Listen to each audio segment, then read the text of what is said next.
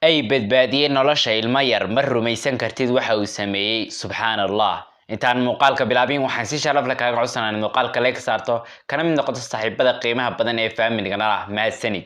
dhacdooyinka caalamka ka dhaca waa kuwo iskugu jira farxad iyo murugo iyo layaab lana kulmana qofku inta uu nool yahay. Soomaalidu waxay ku mahmaahdaan nin noolow maxaa aragti ku laaban, cimrigaaga oo raaga geel dhalayana uu ku tusaa iyo kuwo kale badan. muuqaalkan maanta waxaan ku soo ururin doonaa ay badbaadiyeen nolosha caruur yaryar. ilmahan yari waxa uu ku dhacay barkada dabaasha ee guryaha loo sameeyo. ilmaha yari biyihii ayuu ku haftay oo ku qarqoomay, kadib waxa arkay aygii xaafadda joogay. inta uu barkadii dabaasha ku soo dhex booday ayaa uu ilmihii yaraa u jiiday meel ka baxsan barkada dabaasha si uu u badbaadiyo nolosha ilmaha yar. muuqaalkeena xiga, muuqaalkan waa mid la mid ah muuqaalkii aynu hore u soo daawanay. waa ay badbaadiyay ilma yar oo ku ciyaarayay oo ku dabaalanayay biyaha badda xaggeeda hore. kadib waxa soo gaadhay ilmaha yar mawjada iyo heerka biyaha badda oo qaatay oo jiiday, waxaana badbaadiyay aygan oo ag joogay ilmaha yar. subhanallah. muuqaalkeena xiga waa muuqaal la mid ah labadii muuqaal aynu hore u soo daawanay.